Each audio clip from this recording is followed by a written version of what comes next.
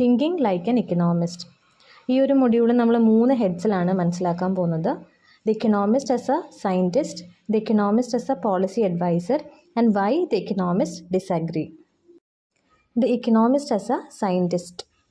ഒരു സയൻറ്റിസ്റ്റ് എപ്പോഴും ഓരോ കാര്യങ്ങൾ ഒബ്സർവ് ചെയ്ത് അതിലൊരു സീരീസ് ഓഫ് എക്സ്പെരിമെൻറ്റ്സ് ഒക്കെ നടത്തിയിട്ടാണ് ഓരോ പെർട്ടിക്കുലർ കൺക്ലൂഷൻസിലേക്ക് എത്തുന്നത്. അതുകൊണ്ട് തന്നെ അവരുടെ റിസർച്ച് കൺക്ലൂഷൻസ് എന്ന് പറയുന്നത് എപ്പോഴും ഒബ്ജക്റ്റീവാണ്. That means these conclusions are based on facts. Fact based ആണ് അവരുടെ കൺക്ലൂഷൻസ് എന്ന് പറയുന്നത്.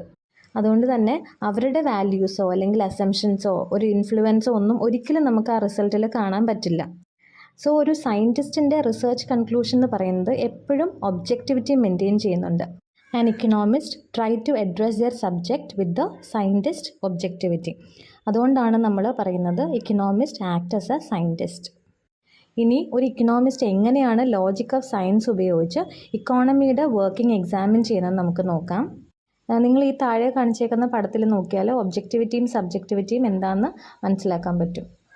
ഇക്കണോമിക്സ് പോലെയുള്ളൊരു സോഷ്യൽ സയൻസ് ഡിസിപ്ലിനിൽ ഒബ്സർവേഷൻ എന്ന് പറയുന്ന ഒരു സയൻറ്റിഫിക് മെത്തേഡ് അപ്ലൈ ചെയ്ത് നമ്മൾ എങ്ങനെയാണ് ഈ ഒരു ഒബ്സർവേഷനെ തിയറി ആയിട്ട് മാറ്റുന്നത് നമുക്ക് നോക്കാം. തിയറിയും ഒബ്സർവേഷൻ തമ്മിലുള്ള ഇൻ്റർപ്ലേ അല്ലെങ്കിൽ ആ ഒരു റിലേഷൻഷിപ്പ് എങ്ങനെയാണ് നമ്മൾ ഇക്കണോമിക്സിൽ എസ്റ്റാബ്ലിഷ് ചെയ്യുന്നത് നമുക്കൊന്ന് ഒരു എക്സാമ്പിളിലൂടെ പറയാം. ഇൻഫ്ലേഷൻ എന്ന് പറയുന്ന ഒരു സിറ്റുവേഷനാണ് നമ്മളിവിടെ അനലൈസ് ചെയ്യാൻ പോകുന്നത്. Inflation simply means rise in the commodity prices and fall in the value of money. അതായത് സാധനങ്ങളുടെ പ്രൈസ് വല്ലാതെ കൂടുകയും മണിയുടെ വാല്യൂ ഫോൾ ചെയ്യുന്ന ഒരു സിറ്റുവേഷനാണ് ഇൻഫ്ലേഷൻ. ഒട്ടുമിക്ക കൺട്രീസിലുമുള്ള ഒരു ഇക്കണോമിക് പ്രോബ്ലമാണ് ഇൻഫ്ലേഷൻ. ഇങ്ങനെ ഇൻഫ്ലേഷൻ എന്ന് പറയുന്ന ഒരു സിറ്റുവേഷൻ എക്സ്പീരിയൻസ് ചെയ്യുന്ന ഒരു ഇക്കണോമിസ്റ്റിന് ആ ഒരു ട്രെൻഡൊക്കെ അനലൈസ് ചെയ്തിട്ട് അതിൽ നിന്നൊരു തിയറി ഡെവലപ്പ് ചെയ്യാം. The theory of inflation. Theory state ചെയ്യുന്ന ഒരു ഫാക്റ്റ് ഇതാണ്: ഇൻഫ്ലേഷൻ എപ്പോഴാണ് ഉണ്ടാകുന്നതെന്ന് ചോദിച്ചാൽ ഗവൺമെൻറ് ഒരുപാട് മണി പ്രിൻ്റ് ചെയ്യുമ്പോഴാണ് ഈ ഇൻഫ്ലേഷൻ ഉണ്ടാകുന്നത്. അത് പുള്ളി ഡെവലപ്പ് ചെയ്തൊരു തിയറിയാണ്. ഇനി നമുക്ക് ഈ തിയറി ഒന്ന് ടെസ്റ്റ് ചെയ്യണം. അപ്പോൾ ഇത് അനലൈസ് ചെയ്യാൻ വേണ്ടിയിട്ട് പുള്ളി എന്താ ചെയ്യുന്നത്? ഈ കളക്ട്സ് ഡേറ്റ. എന്തിനെ പറ്റിയുള്ള ഡേറ്റ ആണ്? പ്രൈസും മണി സപ്ലൈയും തമ്മിലുള്ള റിലേഷൻഷിപ്പ് അല്ലേ എസ്റ്റാബ്ലിഷ് ചെയ്യേണ്ടത്. അപ്പോൾ പ്രൈസസും മണി സപ്ലൈയും പറ്റിയുള്ള ഡേറ്റ കളക്ട് ചെയ്യും ഫ്രം ഡിഫറെൻറ്റ് കൺട്രീസ്. ഒരുപാട് കൺട്രീസിൽ നിന്നാണ് കളക്ട് ചെയ്യുന്നത്. കാരണം ഇൻഫ്ലേഷൻ എന്ന് പറയുന്ന ജനറൽ ആയിട്ടുള്ളൊരു ഫിനോമിനനാണ്. അപ്പോൾ അതിൻ്റെ ട്രൂ നേച്ചർ നമുക്ക് മനസ്സിലാണെന്നുണ്ടെങ്കിൽ ഒരു കൺട്രിയിലുള്ള ഡേറ്റ കളക്ട് ചെയ്തിട്ട് കാര്യമില്ല. നമ്മൾ പല കൺട്രീസിൽ നിന്നുള്ള ഡേറ്റ കളക്ട് ചെയ്ത് അനലൈസ് ചെയ്യുമ്പോഴാണ് അത് തമ്മിലുള്ള ക്ലിയർ റിലേഷൻഷിപ്പ് നമുക്ക് മനസ്സിലാവുന്നത്. നമ്മൾ പ്രൈസ് റൈസിൻ്റെയും മണി സപ്ലൈയുടെയും ഇൻ്റർനാഷണൽ ഡേറ്റ കളക്ട് ചെയ്ത് അനലൈസ് ചെയ്തപ്പോൾ നമുക്ക് മനസ്സിലായി ക്വാണ്ടിറ്റി ഓഫ് മണി അല്ലെങ്കിൽ സപ്ലൈ ഓഫ് മണിയും പ്രൈസും തമ്മിൽ റിലേഷൻഷിപ്പ് ഇല്ല. അങ്ങനെയാണെങ്കിൽ ഈ തിയറി ഓഫ് ഇൻഫ്ലേഷൻ്റെ വാലിഡിറ്റി അവിടെ പോയി കഴിഞ്ഞു. കാരണം നമ്മുടെ തിയറിയിൽ എസ്റ്റാബ്ലിഷ് ചെയ്തിരുന്നത് എന്താണ്? മണി സപ്ലൈ കൂടുമ്പോഴാണ് പ്രൈസ് റൈസ് ഉണ്ടാകുന്നതെന്നാണ്. പക്ഷേ അത് തമ്മിൽ റിലേഷനൊന്നും ഇല്ലയെന്ന് നമ്മുടെ ഡേറ്റ പറഞ്ഞു കഴിഞ്ഞാൽ അതിൻ്റെ അർത്ഥം എന്താണ്? ഈ തിയറി വാലിഡ് അല്ല. ഇനി നേരെ മറിച്ച് മണി ഗ്രോത്ത് ഉണ്ടാകുമ്പോഴാണ് ഈ ഇൻഫ്ലേഷൻ എന്ന് പറയുന്ന സിറ്റുവേഷൻ വരുന്നത് എങ്കിൽ നമ്മുടെ തിയറി അവിടെ വാലിഡ് ആണ്. നമുക്ക് നമ്മുടെ തിയറിയിൽ ഉറച്ച് നിൽക്കാം. സോ ഇവിടെ നമ്മളൊരു ഇക്കണോമിക് ഫിനോമിനൻ ഒബ്സർവ് ചെയ്ത് അതിനെ ടെസ്റ്റ് ചെയ്തിട്ടാണ് തിയറി എസ്റ്റാബ്ലിഷ് ചെയ്തത്. നമ്മൾ ഈ പറഞ്ഞ പോലെ ഒരു ഒബ്സർവേഷനകത്തു നിന്ന് ഒരു തിയറി ബിൽഡ് ചെയ്തെടുക്കുക, അതിനെ ടെസ്റ്റ് ചെയ്യുക എന്നൊക്കെ പറയുന്നത് ഒരു ഇക്കണോമിസ്റ്റിനെ സംബന്ധിച്ച് ചാലഞ്ചിങ് ആയിട്ടുള്ള കാര്യമാണ്. അവർക്ക് വേൾഡിൽ നിന്ന് അവൈലബിൾ ആയിട്ടുള്ള ഡേറ്റ ഉപയോഗിച്ച് മാത്രമേ ടെസ്റ്റ് ചെയ്യാൻ പറ്റുള്ളൂ. ഈ സയൻറ്റിഫിക് മെത്തേഡ്സിലൊക്കെ യൂഷ്വലി ഉപയോഗിക്കുന്ന ലാബറട്ടറി എക്സ്പെരിമെൻറ്റ്സ് ഒരു ഇക്കണോമിസ്റ്റിനെ സംബന്ധിച്ച് ഇല്ല. അപ്പോൾ അതിനൊരു സബ്സ്റ്റിറ്റ്യൂട്ടായിട്ട് അവരെപ്പോഴും യൂസ് ചെയ്യുന്നത് നാച്ചുറൽ എക്സ്പെരിമെൻറ്റ്സ് ആണ്. അതായത് വേൾഡിൽ ഹാപ്പൻ ചെയ്യുന്ന നാച്ചുറൽ എക്സ്പെരിമെൻറ്റ്സ് ആണ് അവർ ലാബറട്ടറി എക്സ്പെരിമെൻറ്റ്സിന് പകരം യൂസ് ചെയ്യുന്നത്. ഫോർ എക്സാമ്പിൾ, ഇപ്പോൾ മിഡിൽ ഈസ്റ്റ് കൺട്രീസിൽ വാർ വൈഡൻ ചെയ്ത സമയത്ത് ക്രൂഡ് ഓയിലിൻ്റെ പ്രൈസ് വല്ലാതെ റൈസ് ചെയ്തു. ഇതിൻ്റെ മേജർ റീസൺ ഈ മിഡിൽ ഈസ്റ്റ് കൺട്രീസിൻ്റെ മേജർ സപ്ലൈ ആണ് ക്രൂഡ് ഓയിൽ എന്ന് പറയുന്നത്. അപ്പോൾ വാർ എന്നൊക്കെ പറയുന്ന ഒരു സിറ്റുവേഷൻ വരുമ്പോൾ ഇവരുടെ ഈ ഒരു ക്രൂഡ് ഓയിലിൻ്റെ സപ്ലൈ വല്ലാതെ കുറയും. അപ്പോൾ ഇൻ്റർനാഷണൽ മാർക്കറ്റിൽ സപ്ലൈ കുറഞ്ഞു കഴിഞ്ഞാൽ അതിൻ്റെ പ്രൈസ് കൂടും. ഒരു ഇക്കണോമിസ്റ്റിനെ സംബന്ധിച്ച് ഈ ഒരു വേൾഡ് ഹാപ്പനിങ് എന്ന് പറയുന്നത് ഒരു കീ നാച്ചുറൽ റിസോഴ്സിൻ്റെ സപ്ലൈ കുറഞ്ഞു കഴിഞ്ഞാൽ അത് വേൾഡ് ഇക്കോണമീസിനെ എങ്ങനെ ബാധിക്കും എന്ന് പഠിക്കാനുള്ളൊരു ഓപ്പർച്യൂണിറ്റിയാണ് അവിടെ കൊടുക്കുന്നത്. This is how the economists make use of the natural experiments offered by history. Laboratory എക്സ്പെരിമെൻറ്റ്സിന് പകരം നാച്ചുറൽ എക്സ്പെരിമെൻറ്റ്സ് അല്ലെങ്കിൽ വേൾഡ് ഹാപ്പനിങ്സ് യൂസ് ചെയ്യുക എന്ന് പറയുന്നത് ഭയങ്കര ഡിഫിക്കൽട്ട് ആയിട്ടുള്ളൊരു കാര്യമാണ്. അപ്പോൾ കോംപ്ലക്സ് വേൾഡ് ഹാപ്പനിങ്സിനെ ഒന്ന് സിംപ്ലിഫൈ ചെയ്യാൻ വേണ്ടിയിട്ട് നമ്മൾ ചില അസംഷൻസ് യൂസ് ചെയ്യാറുണ്ട്. അസംഷൻസ് യൂസ് ചെയ്ത് കഴിഞ്ഞാൽ നമുക്ക് കോംപ്ലക്സ് വേൾഡിനെ ഒന്ന് സിംപ്ലിഫൈ ചെയ്യാനും അതിനെ ഒന്ന് ഈസിയർ ആയിട്ട് മനസ്സിലാക്കാനും പറ്റും.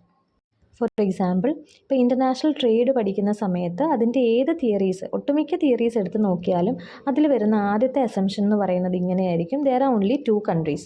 പിന്നെ അടുത്ത് വരുന്ന അസംഷൻ എന്ന് പറയുന്നത് ദേ പ്രൊഡ്യൂസ് ഓൺലി 2 commodities. ഇത് തന്നെയാണ് ഒട്ടുമിക്ക തിയറീസിലും നമ്മൾ കാണുന്നത്. ഇതിൻ്റെ റീസൺ എന്താണ്?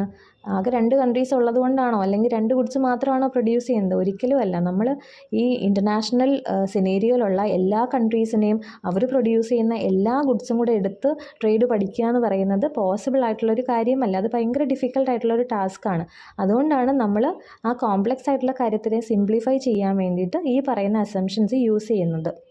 സോ ഈ 2 കൺട്രീസും 2 ഗുഡ്സും മാത്രം എടുത്തു കഴിഞ്ഞാൽ നമ്മുടെ ഫോക്കസ് ഏരിയ എന്ന് പറയുന്നത് അതിൽ മാത്രം ഒതുങ്ങുകയാണ്. അപ്പോൾ നമ്മൾ ഒരു സിംപ്ലിഫൈഡ്, ഒരു ഇമാജിനറി വേൾഡിൽ ഈ ഇൻ്റർനാഷണൽ ട്രേഡ് പഠിച്ചു കഴിയുമ്പോൾ നമുക്ക് മനസ്സിലാവും കുറച്ചും കൂടി കോംപ്ലക്സ് ആയിട്ടുള്ളൊരു വേൾഡിൽ ട്രേഡ് എങ്ങനെയാണ് വരുന്നതെന്ന്. ഇക്കണോമിസ്റ്റ് അസംഷൻസ് ഉപയോഗിക്കുന്ന വേറൊരു കേസിനെ നമ്മൾ ഡിസ്കസ് ചെയ്യാൻ പോവുകയാണ്. ഇത് നമുക്കൊരു എക്സാമ്പിൾ വെച്ച് പറയാം. ഫോർ എക്സാമ്പിൾ, ഇപ്പോൾ ഗവൺമെൻറ് ഒരുപാട് മണി പ്രിൻറ്റ് ചെയ്യുന്നതിലൂടെ ഇക്കോണമിയിലുള്ള മണി സപ്ലൈ ഇൻക്രീസ് ചെയ്തു. ഇങ്ങനെ മണി സപ്ലൈ ഇൻക്രീസ് ചെയ്ത് കഴിഞ്ഞാൽ അത് ഇക്കോണമിയിൽ എന്ത് ഇമ്പാക്റ്റാണ് കൊണ്ടുവരുന്നതെന്നുള്ള കാര്യം നമുക്ക് സ്റ്റഡി ചെയ്യണം. മണി സപ്ലൈ ഇൻക്രീസ് ചെയ്യുമ്പോൾ ഉള്ള ഏറ്റവും വലിയ ഇമ്പാക്റ്റ് നമ്മൾ കാണുന്നത് പ്രൈസസിലാണ്. ഇവിടെ പ്രൈസ് എങ്ങനെയാണ് കൂടുന്നത്? മണി സപ്ലൈ കൂടുന്നു എന്ന് പറഞ്ഞാൽ ആൾക്കാരുടെ കയ്യിലുള്ള പൈസ കൂടുന്നു എന്നാണ് അതിൻ്റെ അർത്ഥം. അപ്പോൾ അവർ കൂടുതൽ സാധനങ്ങൾ ഡിമാൻഡ് ചെയ്യാൻ വേണ്ടിയിട്ട് തുടങ്ങും. പക്ഷേ അവരുടെ ഡിമാൻഡിനെ മീറ്റ് ചെയ്യാനുള്ള സപ്ലൈ ഇക്കോണമിയിൽ ക്രിയേറ്റഡ് ആവുന്നില്ല. ഷോർട്ട് റണ്ണിൽ ഒരിക്കലും സപ്ലൈ ഡിമാൻഡിനൊത്ത് കൂടില്ല. അപ്പോൾ ആ സമയത്താണ് പ്രൈസ് കൂടുന്നത്. പക്ഷേ ഒരിക്കലും ഒരു ഇക്കോണമിയിലുള്ള എല്ലാ കമോഡിറ്റീസിൻ്റെയും പ്രൈസ് ഒരേപോലെ കൂടുമെന്ന് നമുക്ക് പറയാൻ പറ്റില്ല. ഇവിടെയാണ് അസംഷൻസിൻ്റെ ഇമ്പോർട്ടൻസ്. ഒരു പോളിസി ചേഞ്ച് ഇക്കോണമിയിൽ കൊണ്ടുവന്നാൽ അതിൻ്റെ ഇഫക്റ്റ് നമുക്ക് ഒരു പീരീഡ് ഓഫ് ടൈമിലേക്ക് പഠിക്കണം എന്നുണ്ടെങ്കിൽ അവിടെ അസംഷൻസിൻ്റെ റോള് ഇമ്പോർട്ടൻ്റ് ആണ്. ഇവിടെ over A period of time എന്ന് പറയുമ്പോൾ അതിൽ ഷോർട്ട് റണ്ണും വരാം, ലോങ് റണ്ണും വരാം. ഇവിടെ short run effect of the policy പഠിക്കാൻ വേണ്ടിയിട്ട് വരുത്തുന്ന ഇമ്പോർട്ടൻ്റ് ആയിട്ടുള്ളൊരു അസംഷൻ എന്ന് പറഞ്ഞാൽ prices do not change much. Short run period of ടൈമിൽ പ്രൈസസിൽ വലിയ വ്യത്യാസമൊന്നും വരുന്നില്ല. പക്ഷേ നമ്മൾ ലോങ് റൺ പീരീഡിലേക്കുള്ള ഇമ്പാക്റ്റ് പഠിക്കുമ്പോൾ we are assuming that all the prices are completely flexible. എല്ലാ പ്രൈസസും കംപ്ലീറ്റ്ലി ഫ്ലെക്സിബിൾ ആണ്. Economic models. ഇക്കണോമിക് മോഡൽ എന്ന് പറയുന്നത് റിയൽ കോംപ്ലക്സ് വേൾഡിൻ്റെ ഒരു സിംപ്ലിഫൈഡ് ആയിട്ടുള്ള ഡിസ്ക്രിപ്ഷനാണ്. ഒരു ഇക്കണോമിക് മോഡലിൽ നമ്മുടെ ഇക്കോണമിയുടെ എല്ലാ ഫീച്ചേഴ്സും നമുക്ക് കാണിക്കാൻ പറ്റില്ല. എന്നാലും we can use it to learn about the complex world. ഒരു ഇക്കോണമിയിലുള്ള എന്ത് പ്രോബ്ലം ആണോ നിങ്ങൾ പഠിക്കാൻ ഉദ്ദേശിക്കുന്നത് അതുമായിട്ട് റിലേറ്റ് ചെയ്ത എല്ലാ റെലവൻറ്റ് അസംഷൻസും ഉപയോഗിച്ചാണ് നിങ്ങൾ മോഡൽ ബിൽഡ് ചെയ്യുക. ഇവിടെ നമ്മൾ നോക്കാൻ പോകുന്നത് 2 സിംപ്ലസ്റ്റ് മോഡൽസ് ആണ്. First one circular flow diagram and the second one production possibility frontier. നമ്മൾ ആദ്യം ഡിസ്കസ് ചെയ്യാൻ പോകുന്ന സർക്കുലർ ഫ്ലോ ഡയഗ്രാം ഒഴിച്ച് ഒട്ടുമിക്ക എക്കണോമിക് മോഡൽസും ബിൽഡ് ചെയ്തേക്കുന്നത് മാത്തമാറ്റിക്കൽ ടൂൾസ് ഉപയോഗിച്ചാണ്. ഇക്കണോമിക്സിൻ്റെ 10 പ്രിൻസിപ്പിൾസ് പഠിച്ച സമയത്ത് നമ്മൾ കണ്ടതാണ് എങ്ങനെയാണ് ഒരു ഇക്കോണമിയിലുള്ള ഫേംസും ഹൗസ് ഹോൾഡ്സും പരസ്പരം ഇൻട്രാക്ട് ചെയ്ത് മാർക്കറ്റ് ഔട്ട്കംസ് ഡിറ്റർമിൻ ചെയ്യുക എന്നുള്ളത്. അത് തന്നെയാണ് നമ്മൾ സർക്കുലർ ഫ്ലോയിലും കാണിക്കുന്നത്. എങ്ങനെയാണ് ഒരു ഇക്കോണമി ഓർഗനൈസ് ചെയ്യപ്പെട്ടിട്ടുള്ളത്, അതുപോലെ ഇക്കോണമിയിലുള്ള മെയിൻ പാർട്ടിസിപ്പൻസ് അതായത് ഹൗസ് ഹോൾഡ്സും ഫേംസും എങ്ങനെയാണ് ഇൻട്രാക്ട് ചെയ്യുന്നത്. ഇവിടെയും അസംഷൻസിനൊരു റോളുണ്ട്. കോംപ്ലക്സ് ആയിട്ടുള്ള ഒരു ഇക്കോണമിയെ സിംപ്ലിഫൈ ചെയ്തിട്ട് ഡിസിഷൻ മേക്കേഴ്സിനെ 2ആയിട്ടാണ് നമ്മളിവിടെ ഡിവൈഡ് ചെയ്തിട്ടുള്ളത്. ഒന്ന് ഫേംസും ഒന്ന് ഹൗസ് ഹോൾഡ്സും. സർക്കുലർ ഫ്ലോ ഡയഗ്രാം ഉപയോഗിച്ച് ഒരു ഇക്കോണമി എങ്ങനെയാണ് വർക്ക് ചെയ്യാമെന്ന് നമുക്ക് നോക്കാം. ഇവിടെ സിംപ്ലിസിറ്റിക്ക് വേണ്ടി നമ്മൾ അസ്യൂം ചെയ്തിട്ടുണ്ട് 2 ഡിസിഷൻ മേക്കേഴ്സാണുള്ളത്, ഫേംസും ഹൗസ് ഹോൾഡ്സും. ഹൗസ് ഹോൾഡ്സ് എന്ന് പറയുന്നത് ഇക്കോണമിയിലുള്ള ഫാക്ടേഴ്സ് ഓഫ് പ്രൊഡക്ഷൻ്റെ ഓണേഴ്സാണ്. ഫാക്ടേഴ്സ് ഓഫ് പ്രൊഡക്ഷൻ ഏതൊക്കെയാണ്? Land, labour and capital. അപ്പം ഈ ഫാക്ടേഴ്സ് ഓഫ് പ്രൊഡക്ഷൻ ഉപയോഗിച്ചാണ് firms goods and services produce ചെയ്യേണ്ടത്. ഇവിടെ ഹൗസ് ഹോൾഡ്സ് എടുക്കുന്നത് മെയിൻലി 2 ഡിസിഷൻസ് ആണ്. ഒന്ന്, എത്ര ഫാക്ടേഴ്സ് ഓഫ് പ്രൊഡക്ഷനാണ് അവർ ഫേംസിന് സപ്ലൈ ചെയ്യേണ്ടത്. 2, എത്ര ഗുഡ്സ് ആൻഡ് സർവീസസ് ആണ് അവർ ഫേംസിൽ നിന്നും പർച്ചേസ് ചെയ്യേണ്ടത്. ഇനി ഫേംസിൻ്റെ കേസ് നോക്കാം. ഫേംസിനെ സംബന്ധിച്ചും 2 മെയിൻ ഡിസിഷൻസ് ആണുള്ളത്. ഒന്ന്, ഹൗസ് ഹോൾഡ്സിൻ്റെ അടുത്തുനിന്ന് എത്ര ഫാക്ടേഴ്സ് ഓഫ് പ്രൊഡക്ഷനാണ് പർച്ചേസ് ചെയ്യേണ്ടത്, അതുപയോഗിച്ച് എത്ര പ്രൊഡക്ഷനാണ് നടത്തേണ്ടത്. അപ്പോൾ ഇത് രണ്ടുമാണ് ഫേംസിൻ്റെ മെയിൻ ഡിസിഷൻസ്. ഇനി നിങ്ങൾ കാണിച്ചേക്കുന്ന ഡയഗ്രത്തിലേക്ക് നോക്കുക. ഹൗസ് ഹോൾഡ്സും ഫേംസും 2 സൈഡിലായിട്ട് കാണിച്ചിട്ടുണ്ട്. അകത്ത് കാണിച്ചേക്കുന്ന റെഡ് ആരോ എന്ന് പറയുന്നത് ഗുഡ്സ് ആൻഡ് സർവീസസിൻ്റെയും ഫാക്ടേഴ്സ് ഓഫ് പ്രൊഡക്ഷൻ്റെയും മൂവ്മെൻ്റ് ആണ്. അതായത് ഫ്ലോ ഓഫ് ഇൻപുട്സും ഫ്ലോ ഓഫ് ഔട്ട്പുട്സും ആണ്. ഇനി പുറമേ കാണിച്ചേക്കുന്ന ആരോയിൽ കാണിക്കുന്നത് ഫ്ലോ ഓഫ് ഡോളേഴ്സ് ആണ്. ഫ്ലോ ഓഫ് ഡോളേഴ്സ് അല്ലെങ്കിൽ മണി ഫ്ലോ എന്ന് നമുക്ക് പറയാം. ഇത് കൂടാതെ 2 ടൈപ്പ് ഓഫ് മാർക്കറ്റ്സും കാണിച്ചിട്ടുണ്ട്. Markets for factors of production അല്ലെങ്കിൽ factor market and markets for goods and services അല്ലെങ്കിൽ കമോഡിറ്റി മാർക്കറ്റ്. നമുക്ക് ഹൗസ് ഹോൾഡ്സ് നിന്ന് സ്റ്റാർട്ട് ചെയ്യാം. ഹൗസ് ഹോൾഡ്സ് അവരുടെ major factors of production land, labour and capital ഫേംസിന് സപ്ലൈ ചെയ്യുന്നത് ഫാക്ടർ മാർക്കറ്റ് വഴിയാണ്. ഈ ഫാക്ടേഴ്സ് ഓഫ് പ്രൊഡക്ഷൻ ഉപയോഗിച്ചാണ് ഫേംസ് അവരുടെ പ്രൊഡക്ഷൻ നടത്തുന്നത്. ഗുഡ്സ് ആൻഡ് സർവീസസ് ഫേംസ് ഹൗസ് ഹോൾഡ്സിന് സെല്ല് ചെയ്യുന്നത് കമോഡിറ്റി മാർക്കറ്റിലൂടെയാണ്. സോ കമോഡിറ്റി മാർക്കറ്റിൽ നിന്ന് ഹൗസ് ഹോൾഡ്സ് അവർക്ക് ആവശ്യമായിട്ടുള്ള ഗുഡ്സ് ആൻഡ് സർവീസസ് പർച്ചേസ് ചെയ്യുന്നു. ഹൗസ് ഹോൾഡ്സിൽ നിന്ന് സ്റ്റാർട്ട് ചെയ്യുന്ന റെഡ് ആരോയിലാണ് ഈ പറഞ്ഞ ഇൻപുട്സിൻ്റെയും ഔട്ട്പുട്സിൻ്റെയും ഫ്ലോ നമുക്ക് കാണാൻ പറ്റുന്നത്. നമ്മൾ പറഞ്ഞ ഔട്ട്പുട്ടിൻ്റെയും ഇൻപുട്ടിൻ്റെയും ഫ്ലോ ആയിട്ട് റിലേറ്റ് ചെയ്ത് വരുന്ന മോണിറ്ററി പേയ്മെൻറ്റ്സ് ആണ് ഗ്രീൻ ആരോയിലൂടെ നമ്മൾ കാണിക്കാൻ പോകുന്നത്. അതും സ്റ്റാർട്ട് ചെയ്യുന്നത് ഹൗസ് ഹോൾഡ്സിൽ നിന്നാണ്. ഹൗസ് ഹോൾഡ്സ് അവരുടെ ഇൻകം ഉപയോഗിച്ചാണ് കമോഡിറ്റി മാർക്കറ്റിൽ നിന്നും ഗുഡ്സ് ആൻഡ് സർവീസസ് പർച്ചേസ് ചെയ്യുന്നത്. അതാണ് ആ ഗ്രീൻ ആരോയിൽ സ്പെൻഡിങ് ആയിട്ട് കാണിച്ചിട്ടുള്ളത്. ഈ സ്പെൻഡിങ് എന്ന് പറയുന്നത് ഫേംസിൻ്റെ റവന്യൂ ആണ്. ഫേംസ് ഏൺ ചെയ്യുന്ന ഈ റവന്യൂവിൻ്റെ ഒരു പാർട്ട് അവർ നേരത്തെ പർച്ചേസ് ചെയ്ത ഫാക്ടേഴ്സ് ഓഫ് പ്രൊഡക്ഷന് കൊടുക്കേണ്ടതായിട്ടുണ്ട്. സോ ലാൻഡിന് കിട്ടുന്ന പേയ്മെൻ്റ് ആണ് റെൻറ്റ്, ലേബറിന് കിട്ടുന്ന പേയ്മെൻ്റ് ആണ് വേജ്, അതുപോലെ ക്യാപിറ്റൽ ഏൺ ചെയ്യുന്ന പേയ്മെൻ്റ് ആണ് പ്രോഫിറ്റ്. ഈ പേയ്മെൻറ്റ്സ് ഒക്കെ അൾട്ടിമേറ്റ്ലി പോകുന്നത് എങ്ങോട്ടാണ്? ഹൗസ് ഹോൾഡ്സിനാണ്. കാരണം ഹൗസ് ഹോൾഡ്സ് ആണ് ഫാക്ടേഴ്സ് ഓഫ് പ്രൊഡക്ഷൻ ഓൺ ചെയ്തിരുന്നത്. അതുകൊണ്ട് ഫാക്ടേഴ്സ് ഓഫ് പ്രൊഡക്ഷൻ്റെ പേയ്മെൻറ്റ് എന്ന് പറയുന്നത് ഹൗസ് ഹോൾഡ്സിൻ്റെ ഇൻകം ആണ്. ഈ ഇൻകം തന്നെയാണ് അവർ പിന്നെയും ഗുഡ്സ് ആൻഡ് സർവീസസ് പർച്ചേസ് ചെയ്യാൻ വേണ്ടിയിട്ട് ഉപയോഗിക്കുന്നത്. ഇക്കോണമിയിൽ ഈ ഒരു ഫ്ലോ കണ്ടിന്യൂ ചെയ്യും. ഇനി നമ്മൾ നോക്കാൻ പോകുന്ന സെക്കൻഡ് മോഡലാണ് പ്രൊഡക്ഷൻ പോസിബിലിറ്റീസ് ഫ്രോണ്ടിയർ. ഇതും ഒരു സിംപ്ലസ്റ്റ് ആയിട്ടുള്ള എക്കണോമിക് മോഡലാണ്. ഈ ഒരു മോഡൽ ഉപയോഗിച്ച് നമ്മൾ നേരത്തെ 10 പ്രിൻസിപ്പിൾസ് ഓഫ് എക്കണോമിക്സ് പഠിച്ച സമയത്ത് കണ്ട ചില basic economic ideas, scarcity, efficiency, opportunity cost, trade off, ഇതുപോലെയുള്ള ബേസിക് ആയിട്ടുള്ള ഐഡിയാസ് നമുക്കിതിൽ ക്ലിയർ ആയിട്ട് ഇല്ലസ്ട്രേറ്റ് ചെയ്യാൻ പറ്റും. മോഡലൊന്ന് സിമ്പിളാക്കാൻ വേണ്ടിയിട്ട് നമ്മൾ 2 മെയിൻ അസംഷൻസ് ഇവിടെ യൂസ് ചെയ്യുന്നുണ്ട്. ഒന്ന്, ഇക്കോണമിയിലുള്ള റിസോഴ്സസ് എന്ന് പറയുന്നത് കോൺസ്റ്റൻ്റ് ആണ് അല്ലെങ്കിൽ ഗിവൺ ആണ്. 2, ഇക്കോണമി ഈ റിസോഴ്സ് ഉപയോഗിച്ച് പ്രൊഡ്യൂസ് ചെയ്യുന്ന 2 കമോഡിറ്റീസ് ആണ് ഉള്ളത്. നമ്മൾ പറയാൻ പോകുന്ന എക്സാമ്പിളിൽ പറയുന്ന 2 കമോഡിറ്റീസ് ഒന്ന് കാറും ഒന്ന് കമ്പ്യൂട്ടേഴ്സുമാണ്. ഒരു ഇക്കോണമിക്ക് അതിൻ്റെ അവൈലബിൾ റിസോഴ്സസും ടെക്നോളജിയും ഉപയോഗിച്ച് പ്രൊഡ്യൂസ് ചെയ്യാൻ പറ്റുന്ന ഈ 2 കമോഡിറ്റീസിൻ്റെയും, അതായത് കമ്പ്യൂട്ടേഴ്സിൻ്റെയും കാറിൻ്റെയും പല കോമ്പിനേഷൻസ് ആണ് നമ്മൾ പ്രൊഡക്ഷൻ പോസിബിലിറ്റി ഫ്രോണ്ടിയറിൽ കാണിക്കുന്നത്. ഈ ഒരു ഗ്രാഫിൽ ഒരു PPF എങ്ങനെയാണ് ഗ്രാഫ് ചെയ്യുന്നത് നമുക്ക് നോക്കാം. ഫിഗറിൻ്റെ എക്സ് ആക്സിസിൽ കാണിച്ചേക്കുന്നത് ക്വാണ്ടിറ്റി ഓഫ് കാർസ് പ്രൊഡ്യൂസ്ഡ് ആണ്, വൈ ആക്സിസിൽ ക്വാണ്ടിറ്റി ഓഫ് കമ്പ്യൂട്ടേഴ്സ് പ്രൊഡ്യൂസ്ഡ് ആണ്. ഇനി എക്സ് ആക്സിസിലേക്ക് ശ്രദ്ധിക്കുക. ഒരു ഇക്കോണമിയിൽ അവൈലബിൾ ആയിട്ടുള്ള എല്ലാ റിസോഴ്സും എടുത്ത് നമ്മൾ കാറിൻ്റെ പ്രൊഡക്ഷൻ നടത്തുവാണെങ്കിൽ ഇക്കോണമിയിൽ പ്രൊഡ്യൂസ് ചെയ്യാൻ പറ്റുന്ന മാക്സിമം നമ്പർ ഓഫ് കാർ എന്ന് പറയുന്നത് 1000 ആണ്. ഇങ്ങനെ അവൈലബിൾ റിസോഴ്സസ് മുഴുവൻ എടുത്ത് നമ്മൾ കാറിൻ്റെ പ്രൊഡക്ഷൻ നടത്തി കഴിഞ്ഞാൽ അവിടെ കമ്പ്യൂട്ടേഴ്സിൻ്റെ പ്രൊഡക്ഷൻ നടക്കില്ല. കാരണം എന്താണ്? ഇക്കോണമിയിൽ പിന്നെ റിസോഴ്സസ് ഇല്ല. എല്ലാ റിസോഴ്സും നമ്മൾ കാറിൻ്റെ പ്രൊഡക്ഷനിലേക്ക് എടുത്തു കഴിഞ്ഞു. അതുപോലെ തന്നെയാണ് കമ്പ്യൂട്ടേഴ്സിൻ്റെ കേസും. അതായത് ഇക്കോണമിയിൽ അവൈലബിൾ ആയിട്ടുള്ള എല്ലാ റിസോഴ്സും നമ്മൾ കമ്പ്യൂട്ടേഴ്സിൻ്റെ പ്രൊഡക്ഷന് വേണ്ടിയിട്ട് യൂസ് ചെയ്യുകയാണെങ്കിൽ അവിടെ കാറിൻ്റെ പ്രൊഡക്ഷൻ 0 ആയിരിക്കും. And the maximum quantity of computers produced will be 3000. ഇവിടെ നമ്മൾ പറഞ്ഞത് 2 എക്സ്ട്രീം പോസിബിലിറ്റീസ് ആണ്. എക്സ് ആക്സിസിലും വൈ ആക്സിസിലും ഈ എക്സ്ട്രീം പോസിബിലിറ്റീസിനെ കാണിച്ചേക്കുന്ന 2 പോയിൻറ്റ്സും കൂടി നമ്മൾ ജോയിൻ ചെയ്താലാണ് നമുക്ക് പ്രൊഡക്ഷൻ പോസിബിലിറ്റി ഫ്രോണ്ടിയർ കിട്ടുന്നത്. ഈ പ്രൊഡക്ഷൻ പോസിബിലിറ്റി ഫ്രോണ്ടിയറിൽ FABE എന്ന് പറഞ്ഞ് പല പോയിൻറ്റ്സും നിങ്ങൾക്ക് കാണാം. ഈ ഓരോ പോയിൻറ്റ്സും കാണിക്കുന്നത് ഇക്കോണമി അതിൻ്റെ അവൈലബിൾ റിസോഴ്സ് ഉപയോഗിച്ച് പ്രൊഡ്യൂസ് ചെയ്യുന്ന കാറുകളുടെയും അതുപോലെ കമ്പ്യൂട്ടേഴ്സിൻ്റെയും പല കോമ്പിനേഷൻസ് ആണ്. എ എന്ന് പറയുന്ന പോയിന്റ് കാണിക്കുന്നത് ഒരു ഇക്കോണമിക്ക് അതിൻ്റെ ഗിവൺ റിസോഴ്സ് ഉപയോഗിച്ച് 2200 യൂണിറ്റ്സ് ഓഫ് കമ്പ്യൂട്ടേഴ്സും 600 യൂണിറ്റ്സ് ഓഫ് കാർസും പ്രൊഡ്യൂസ് ചെയ്യാൻ പറ്റും എന്നാണ്. ഇവിടെയാണ് നമ്മൾ പഠിച്ച ട്രേഡ് ഓഫ് എന്ന് പറയുന്ന ഒരു കോൺസെപ്റ്റ് അപ്ലൈ ചെയ്യാൻ പോകുന്നത്. അതായത് നമ്മുടെ ഇക്കോണമിയിൽ കാറിൻ്റെ പ്രൊഡക്ഷൻ നമുക്ക് 1 യൂണിറ്റ് കൂട്ടണമെന്നുണ്ടെങ്കിൽ അവിടെ കമ്പ്യൂട്ടേഴ്സിൻ്റെ പ്രൊഡക്ഷൻ 1 യൂണിറ്റ് കുറച്ചാൽ മാത്രമേ അത് പറ്റുള്ളൂ. ഒരു പെർട്ടിക്കുലർ കമോഡിറ്റിയുടെ പ്രൊഡക്ഷൻ കൂട്ടണം എന്നുണ്ടെങ്കിൽ വേറൊരു കമോഡിറ്റിയുടെ പ്രൊഡക്ഷൻ നമ്മളവിടെ കുറച്ചേ മതിയാവുള്ളൂ. ഇത് തന്നെയാണ് സൊസൈറ്റി ഇവിടെ ഫേസ് ചെയ്യുന്ന ട്രേഡ് ഓഫ്. ഫിഗറിലെ പോയിന്റ് ബിയിലേക്ക് നോക്കിക്കഴിഞ്ഞാൽ ഈ ഒരു ട്രേഡ് ഓഫ് നമുക്ക് കുറച്ചും കൂടെ ക്ലിയർ ആയിട്ട് മനസ്സിലാവും.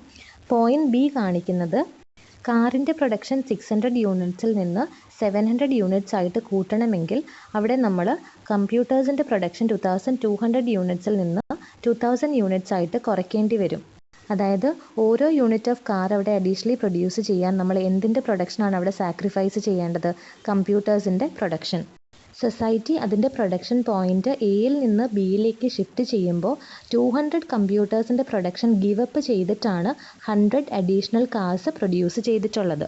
സോ പോയിൻ്റ് എയിൽ 100 കാറുകളുടെ ഓപ്പർച്യൂണിറ്റി കോസ്റ്റ് എന്ന് പറയുന്നത് 200 കമ്പ്യൂട്ടേഴ്സാണ്. ഒരു സാധനം ഗെയിൻ ചെയ്യാൻ വേണ്ടി നമ്മൾ എന്ത് നഷ്ടപ്പെടുത്തുന്നുവോ അതാണ് അതിൻ്റെ ഓപ്പർച്യൂണിറ്റി കോസ്റ്റ്.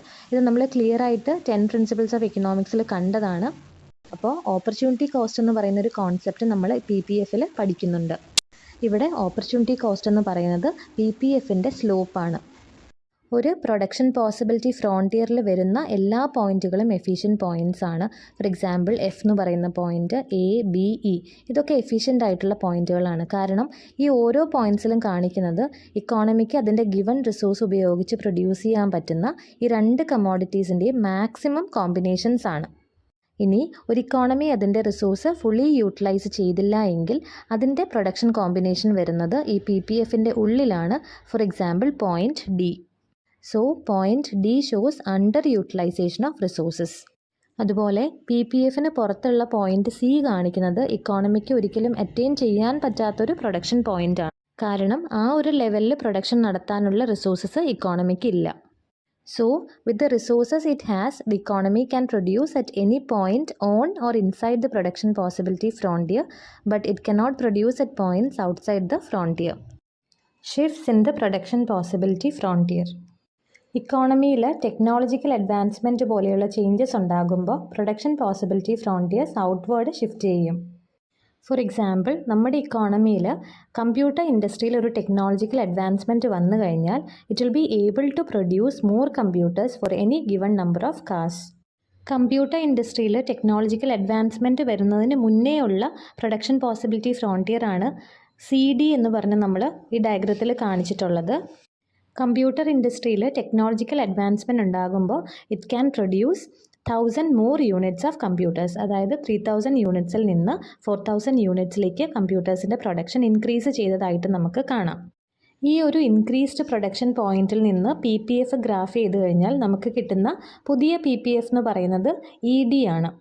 അതായത് ഇക്കോണമിയുടെ production possibility frontier outward shift ചെയ്തു.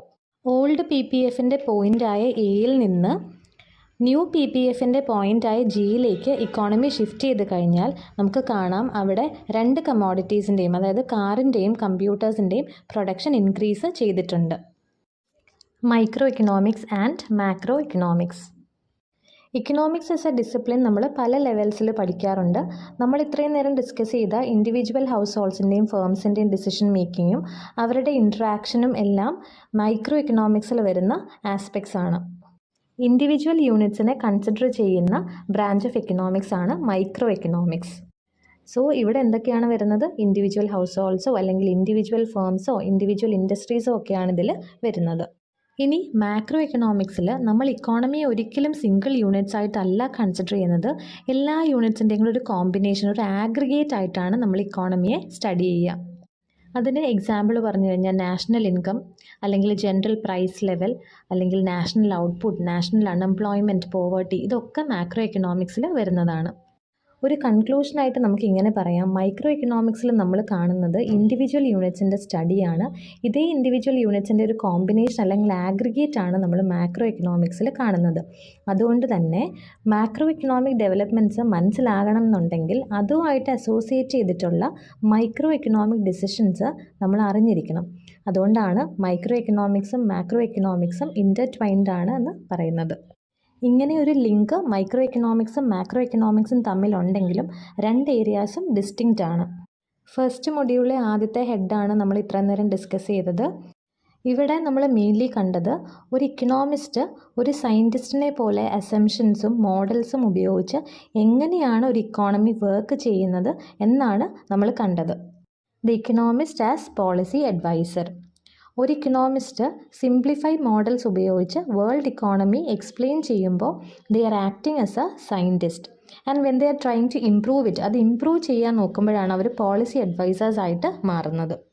ഇവിടെയാണ് നമ്മൾ പോസിറ്റീവ് ഇക്കണോമിക്സും നോർമേറ്റീവ് ഇക്കണോമിക്സും തമ്മിലുള്ള ഡിഫറൻസ് മനസ്സിലാക്കേണ്ടത്. പോസിറ്റീവ് ഇക്കണോമിക്സ് എക്സ്പ്ലെയിൻ ചെയ്യുന്നത് ഹൗ ദ ഇക്കോണമി വർക്ക്സ് എന്നുള്ളതാണ്, എങ്ങനെയാണ് ഒരു ഇക്കോണമി വർക്ക് ചെയ്യുന്നത്. ഇവിടെ നമ്മൾ ഇക്കണോമിക് ഫിനോമിനെ ജസ്റ്റ് ഡിസ്ക്രൈബ് ചെയ്യുന്നു അല്ലെങ്കിൽ എക്സ്പ്ലെയിൻ ചെയ്യുന്നു, അത്രയേ ഉള്ളൂ. Positive economics completely fact based ആണ്. നമ്മൾ പറയുകയാണ് ഒരു മണിക്കൂറിൽ ഒരു വർക്കറിൻ്റെ വേജ് എന്ന് പറയുന്നത് $5 ആണ്. അങ്ങനെ പറഞ്ഞു കഴിഞ്ഞാൽ അത് പോസിറ്റീവ് ഇക്കണോമിക്സിൽ വരുന്നതാണ്. അതായത് അതൊരു ഫാക്റ്റാണ്. ഒരു മണിക്കൂറിൽ അയാൾക്ക് കിട്ടുന്ന വേജ് എന്ന് പറയുന്നത് $5 ആണ്. ഇനി നമ്മൾ പറയുകയാണ് ഈ വർക്കറിൻ്റെ വേജ് എന്ന് പറയുന്നത് it should be more than $10 per hour. ഒരു മണിക്കൂറിൽ $10 ആകണമായിരുന്നു, ഷുഡ് ബി എന്ന് നമ്മൾ പറഞ്ഞു കഴിഞ്ഞാൽ ആ പോസിറ്റീവ് അവിടെ നോർമേറ്റീവ് ആയി. അപ്പോൾ പോസിറ്റീവ് എന്ന് പറയുന്നത് ഫാക്ട് ബേസ്ഡും നോർമേറ്റീവ് എന്ന് പറയുന്നത് വാല്യൂ ബേസ്ഡും ആണ്. സോ കൺക്ലൂഷനായിട്ട് നമുക്ക് ഇങ്ങനെ പറയാം, പോസിറ്റീവ് സ്റ്റേറ്റ്മെൻറ്റ്സ് പറയുന്നത് എങ്ങനെ ആണ് എന്നുള്ളതാണ്. അതായത് വേൾഡ് ഇക്കോണമി ഇങ്ങനെയാണ്, നമ്മൾ ജസ്റ്റ് ഡിസ്ക്രൈബ് ചെയ്യുകയാണ് അല്ലെങ്കിൽ എക്സ്പ്ലെയിൻ ചെയ്യുകയാണ്. പക്ഷേ നോർമേറ്റീവ് സ്റ്റേറ്റ്മെൻറ്റിൽ വരുമ്പോൾ അതെങ്ങനെയാണ് പറയുന്നത്, വേൾഡ് ഇക്കോണമി ഇങ്ങനെ ആയിരിക്കണം. ഇക്കണോമിക്സിൽ നമ്മൾ കൂടുതൽ കാണുന്നതും പോസിറ്റീവ് സ്റ്റേറ്റ്മെൻറ്റ്സ് ആണ്. അതായത് നമ്മൾ പഠിക്കുന്നത് എങ്ങനെയാണ് ഇക്കോണമി വർക്ക് ചെയ്യുന്നതെന്നല്ലേ, അല്ലാതെ ഇക്കോണമി എങ്ങനെ ആയിരിക്കണം എന്നല്ല നമ്മൾ പറയുന്നത്. ഇക്കണോമിസ്റ്റ് ഒരു സയൻറ്റിസ്റ്റിനെ പോലെ ആകുമ്പോൾ അവർ കൂടുതൽ യൂസ് ചെയ്യുന്നത് പോസിറ്റീവ് സ്റ്റേറ്റ്മെൻറ്റ്സ് ആണ്. പക്ഷേ പോളിസി അഡ്വൈസേഴ്സ് എന്ന് പറയുമ്പോൾ they are trying to improve the economy. അപ്പോൾ അവർ കൂടുതലും മേക്ക് ചെയ്യുന്നത് നോർമേറ്റീവ് ആയിട്ടുള്ള സ്റ്റേറ്റ്മെൻറ്റ്സ് ആണ്. Why economist advice is not always followed. നമുക്കറിയാം നമ്മുടെ ഗവൺമെൻറ്റിനോ അല്ലെങ്കിൽ ഇലക്റ്റഡ് ലീഡേഴ്സിനോ ഒക്കെ ഇക്കണോമിക് അഡ്വൈസേഴ്സ് ഉണ്ടാവും. ഇക്കണോമിക് പോളിസി ഫോർമുലേഷൻ്റെ ടൈമിലൊക്കെ ഈ എക്കണോമിക് അഡ്വൈസേഴ്സിൻ്റെ റെക്കമെൻഡേഷൻസ് അവർ സീക്ക് ചെയ്യാറുണ്ട്. പക്ഷേ അവർ കൊടുക്കുന്ന റെക്കമെൻഡേഷൻസ് എല്ലാം തന്നെ അവർ ഫോളോ ചെയ്യണമെന്നില്ല. ഈ ഇക്കണോമിക് പോളിസി ഫോർമുലേഷൻ എന്ന് പറയുന്നത് ഭയങ്കര കോംപ്ലക്സ് ആയിട്ടുള്ള ഒരു പ്രോസസ്സാണ്. അത് നമ്മുടെ ഈ ഇക്കണോമിക്സിൻ്റെ ടെക്സ്റ്റ് ബുക്കുകളിൽ കാണുന്ന പോലെ ഐഡിയലൈസ്ഡ് ആയിട്ടുള്ള ഒരു പോളിസി പ്രോസസ്സൊന്നുമല്ല. ശരിക്കും റിയാലിറ്റിയിൽ വരുമ്പോൾ ഇറ്റ് ഈസ് വെരി ഡിഫറെൻറ്റ്.